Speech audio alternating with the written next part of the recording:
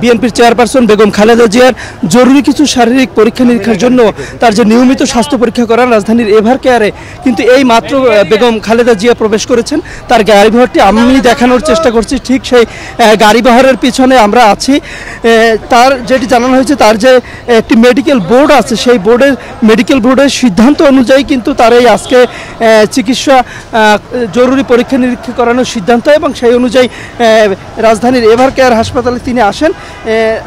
গুলশান 2 তার বাসভবন থেকে কিন্তু রাত 11:30টায় তিনি রওনা দিয়েছেন। এখন এভার কেয়ারে মাত্রই এসে পৌঁছেছেন। এই হাসপাতালে তার গাড়ি বহরের সাথে সেই একই সাথে আছেন কিন্তু আইনশৃঙ্খলা রক্ষাকারী বাহিনীর সদস্যরাও। সবাই কিন্তু বেগম খালেদা জিয়ার কী সিদ্ধান্ত হয় তার শারীরিক অবস্থা নিয়ে সবাই, যেহেতু দলের নেতাকর্মীরা তাকে আবারও এক নজর দেখার জন্য এই রাত বাজে এখন 12:24, এই গভীর রাতেও কিন্তু তারা এই গাড়িবহরের সাথে আছেন।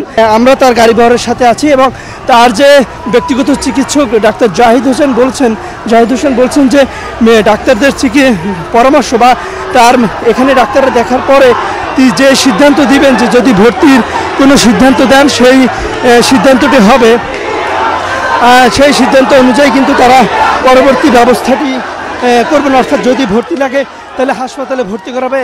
দেখতে পাচ্ছেন যে এভার কেয়ারের সামনে, ঠিক মেডিকেলের সামনে তার নেতাকর্মীরা কিন্তু তাকে ঘিরে রেখেছেন, স্লোগান দিচ্ছেন নানান বেগম খালেদা জিয়া বলে। তার বিভিন্ন বিএনপি ছাত্রদল সহ এখানে কিন্তু বিএনপির স্থায়ী কমিটির সদস্য থেকে ঢাকা উত্তর মহানগর, দক্ষিণ মহানগর বিএনপি চেয়ারপারসনের উপদেষ্টা কাউন্সিলের সদস্যরা পর্যন্ত এখানে এসেছে।